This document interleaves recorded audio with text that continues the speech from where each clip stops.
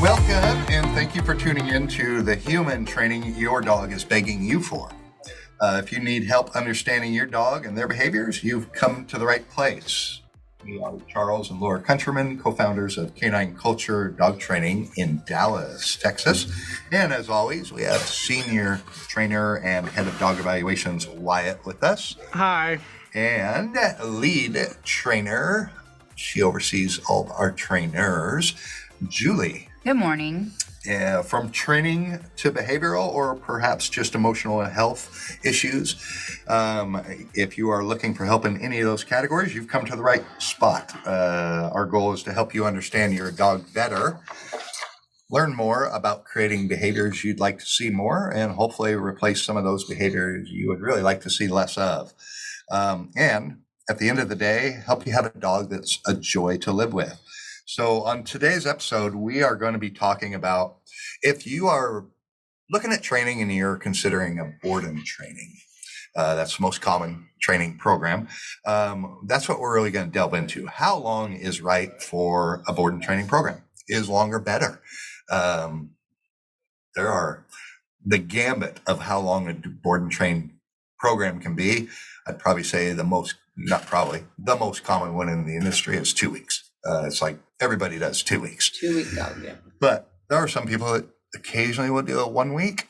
And then there are the next most popular is 3 weeks. But then after that, they can be 4 weeks, 5 weeks. We know a couple of trainers that do 6 and 8 week boredom trains. Mm-hmm. So what's too long? What's long enough? What's the sweet spot? Who wants to go first? Julie.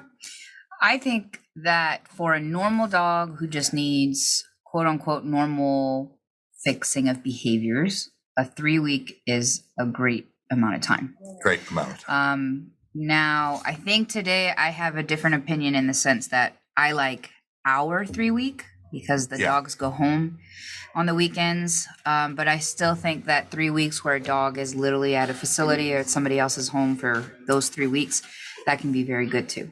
Yeah. 3 weeks. 3 weeks, you get enough of the reps in of the trainer. You get enough reps in. So when the repetitions. So when the owner takes over the handling, there's enough so the dog might not generalize it, but he understands how to sit if you say sit. So the owner has an easier time going forward with the training because you're basically going to be training your dog its whole life. Yeah, that's how I look at it when I'm meeting with someone that's wanting training and we're looking at a boarding training program. How involved does the client want to be, the owner? Mm-hmm. If they want to be incredibly involved, and I believe they have the potential to actually follow up and do that incredible involvement, then 2 weeks for a normal, happy-go-lucky dog with no emotional baggage is probably fine. I'm like Julie, 3 weeks is my favorite. Mm-hmm.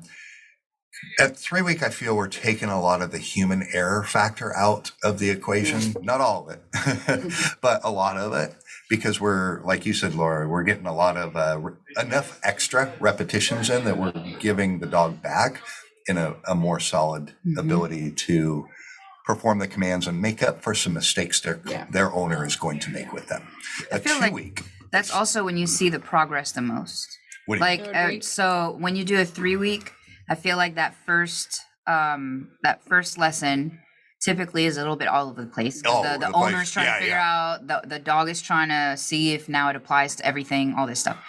And I feel like every time at the second and third week, like that third lesson is always flawless for the most part. Yeah. It can be very flawless and you're like, there it is. There's that product that I was looking for. That's the communication we're looking for between their dog and the owner. Right. Yeah, for sure. What's your favorite one? The 3 week. 3 week. How I describe it to people with a good board and train facility is a 2 week should be like your basics. Come, sit, stay, leash walking, heeling, all your basic obedience with hand signs. Your 3rd week should be more implementing all that stuff. Right. Like we're going to go around distractions. Now that we can do the basics, let's go implement them around Home Depot. So now we're able to incorporate what we call the 3Ds. Well, most trainers do. It's not us uniquely. Mm-hmm. Distance, duration, and distractions. Yeah. Now that 3rd week gives us the ability to get out there a lot more. Yeah. I look at the 2 week is we don't have them long enough to work the third D, Nope. the No. distractions. Mhm. Will there be some that we've worked around? For Oh, sure. obviously, yeah. But, it just comes down to time. We don't have enough time with the dog to, some people have an unfair expectation. So what's an unfair expectation if someone's going to a dog training company and wanting to do a 2 week? What would be unreasonable for them to expect their dog Request to off leash. off leash? For sure. well, I 100% I agree. think even a for the perfect, most part. a perfect heel is is a lot of times unattainable in the 2 weeks. Yeah. Unless you're using aversive tools. And compulsion-based training. Compulsion-based. Yep. Heel is a very complicated thing. You can get it. You can get the dog to understand kind of what you want to do. But if you're going out, say, I'm going to say cage trail, but it's a very busy trail here. 2 week dog is going to fail miserably. And some owners think at 2 weeks, you're going to have this awesome heel. That dog's going to be able to go around and stuff. And it's not realistic. Because they're doing your dog's doing three things simultaneously in a heel. They're in the heel position next to your thigh. They're focused on you, not all those distractions. Yep. And now they're moving and doing both of those things at the same time. That's kind of complicated. That's why we break it down into three things. First, teach you the position. Apart from that, we teach you how to focus on us. Yes. And apart from that, we teach you how to walk with us. Yep. Mm-hmm. And then we bring those three together at the end and show you how to do all three at the same time. It's actually like you said, one of the more complicated things you ask a dog to do, because they are literally doing three things simultaneously. Yeah. That's why so many owners struggle with it, because they're trying to teach heel as a single command and not breaking it down into the three components that it really is. Mm-hmm. Yeah, for sure. What you said, Laura, compulsion. There's quite a few trainers that do 2 weeks. And whenever I see someone that says 2 weeks off leash, I won't say 100%, but I just automatically my mind goes, they're compulsing the dog. Mm-hmm. They're likely just putting on an e-collar and turning up the volume. At 45 the whole time. So the dog's too afraid to move out of that position. They're literally afraid to make a mistake. And that's how you get. So they didn't even learn anything. They're they're just scared. They're just afraid to make a mistake. Yeah. I don't go over there. I get a big pinch on my neck and it's quite painful. So I won't do that anymore. Yeah. Because I think a lot of owners they see these dogs, they hear on YouTube, whatever, that they're going to 2 week and they're going to have this robot dogs that we call them, because a dog is perfect, is doing all this cool stuff, but that's not real. Your dog is a living being, and it thinks and it feels, and all dogs learn at different speeds. So that's one thing we run into a lot, is expectations of managing of owners. Even a 3 week dog, we can teach it to heel. We can teach it to do a lot of things, but that's with us. The owner has to understand too. Now it's with them. So they have to do a lot. We have to transfer that leadership over to the owner. Yeah. And it doesn't matter if it's a 2 week, it's 10 week board and training. 100 week. Your dog still has an operating system of how he operates with you in his home environment. He came here and goes home thinking that's how life works. So you do, no matter how long you'd put your dog in a board and train, you have to do homework, because you're having to show the dog, no, everything you know now applies here at home. If you do not do that, your dog is absolutely going to go back to all of the behaviors that they have practiced for years with you or months with you at home. That's how they work at home. And that goes into even service dogs that are in training for a year or two, or guardian people that actually do protection dogs that you buy. You do nothing with that dog, it's going to become a couch potato, do nothing, it's going to know the stuff, but it's not going to do it. So it doesn't matter how long, if you are not on to the training with the dog, it's not going to work. Having been around law enforcement dogs in the past, the best example is military or police dogs. They're typically in training for about 1.5 years. If they feel like the dog's got a lot of potential, they may push them, let them stay in training for 2 years without washing them out. But usually it's about a 1.5 year program. That dog then goes to that police department, and then he gets assigned to a handler who's been taught how to handle dogs. And then that handler continues to practice with that dog for as long as that dog is a military police or a police working dog. they don't just, hey, he's a trained dog, we never need to practice. They're constantly asking for volunteers within the department. Hey, who can catch for my dog? That means put your arm out and get bit. And most of us say, no, I don't want to catch. Thank you. I'll throw the ball for him, but I'm not going to catch him. But they constantly have to work that, because just like, if you think of it, if you learn a new language, I used to know Korean really well, having spent a couple of years there. I can barely muddle my way through a couple of sentences because I never practiced it since I left Korea. Training's the same. Your dog will begin to get rusty and then begin to start forgetting it. Now, could they get it all back pretty quickly? Yeah, a lot faster than normal because it's there, but it has to be brought back. So it doesn't matter how long your board and training is, right, Wyatt? 2, 3, 4 weeks. Yeah. You're gonna have to be involved with your dog. 100%. I would say another unfair thing people do with 2 weeks or even 3 weeks is behavioral problems. Yes. Yeah. We haven't got on that yet. That Behavioral and emotional problems. you're not going to fix that in 2 weeks. It's just not going to happen. Not even in 3. No. Oh, Especially if it's emotionally based, and a lot of behavioral problems are emotionally based. Yeah.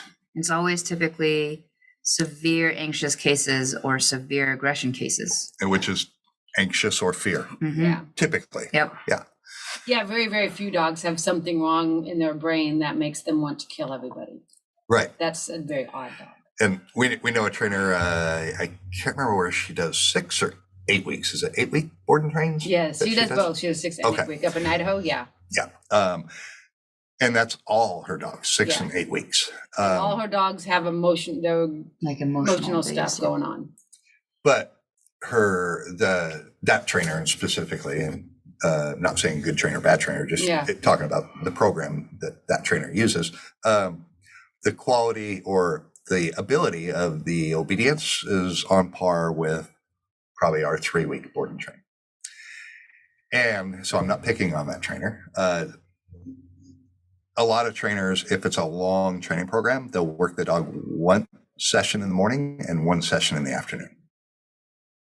We do at least 2 times that amount while they're here, at least.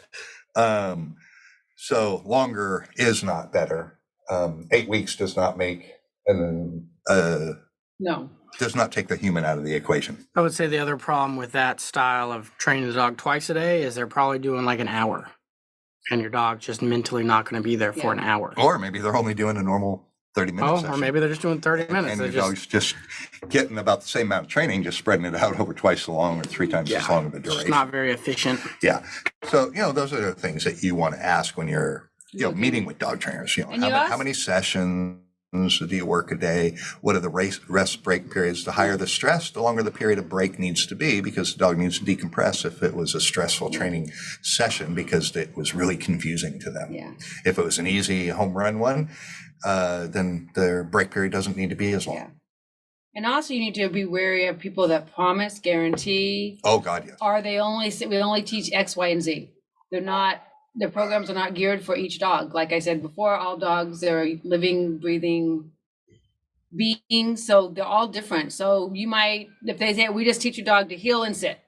Well, maybe you will need something Maybe that's else. not important to you. Yeah. Yeah. Make sure you are, when you're talking to a trainer, like you said, Laura, getting the focus of the training in areas that you care about. Now, that doesn't mean you tell the trainer, I don't want X, Y, and Z trained, because how we look at obedience, it's a foundation, it's communication. We're teaching your dog operating system and how to communicate with you, and also using it as the ability to teach them what impulse control is. Yes. So there are some obedience commands that, like place is a great example, that a lot of people don't understand. Why I don't care if my dog places. Yeah, it's not the place command. It's the black and white, crystal clear. I'm on it. I'm not on it. It helps them, provides clarity to the dog. And it's starting to teach them, with the aid of the place caught, impulse control. Yeah. And then eventually you take away the impulse control because they start to grasp what impulse control is in the first place. So there are some obedience commands that you have to teach a dog, or they cannot grasp impulse control, and you can't get a dog that won't pull if you can't manage his impulses. And then sometimes I think when they guarantee the dog's going to do X, Y, and Z, the trainers know how to teach X, Y, and Z. Yeah. And they can't get beyond that. They can't.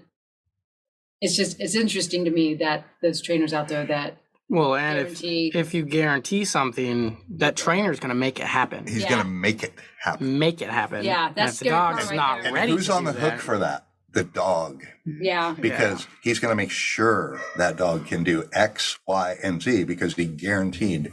Yeah. Now, that's unfair to the dog because maybe it's just, all dogs struggle with some command. We Something. never know which command or which thing, but it's almost like inevitable that Yeah. if you train 3 dogs, each one's going to struggle with something.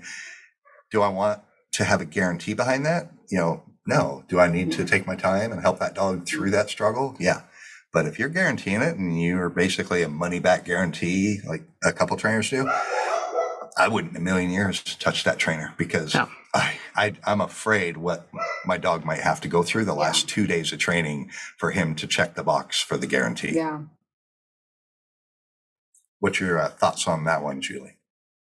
Oh, I'm just thinking about all the good things of like 6 to 8 week programs. That's all. That's what's going through my mind.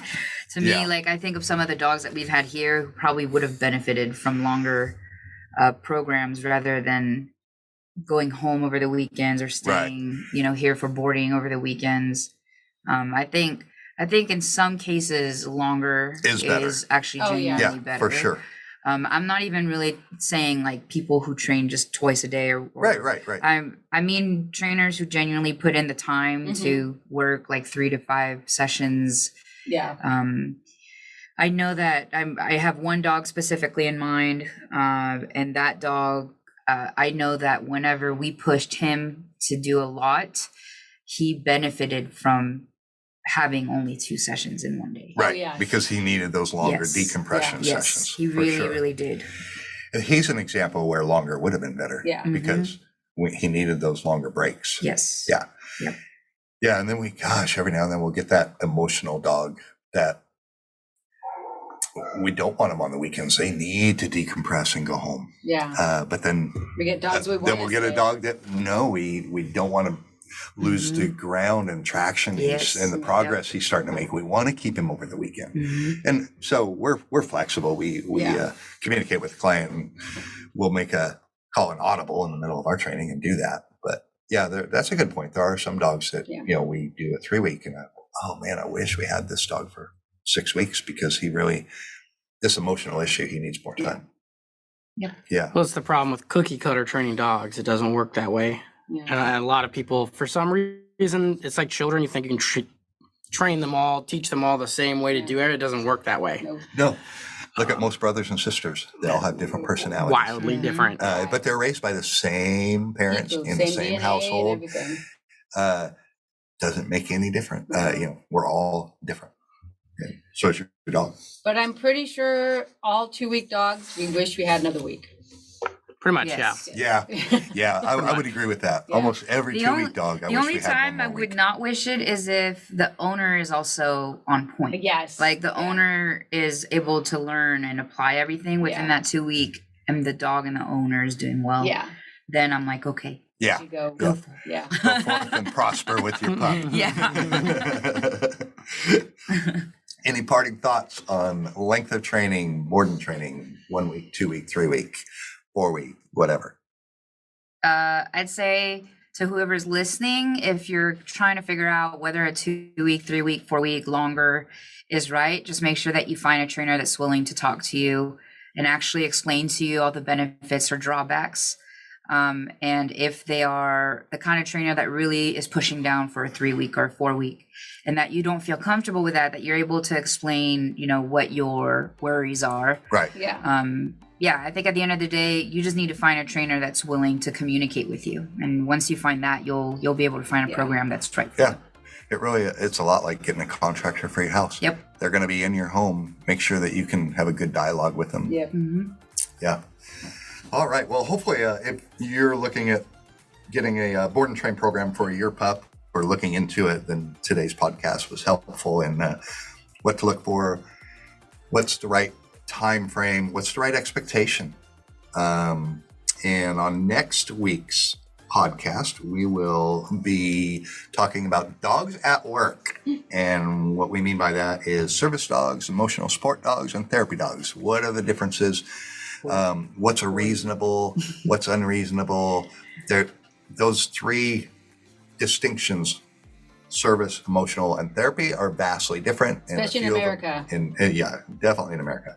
But we're also going to talk about, remind me to talk about European, how people in Europe treat all dogs, whether they're a service dog or not, and why sometimes we have problems in the U.S. That if we treat our dogs differently, it would be a lot better. I think Europe's got it spot on with a couple ways in how they treat their dogs. So join us for next week. And then till then, be sure to follow us on Facebook, Instagram.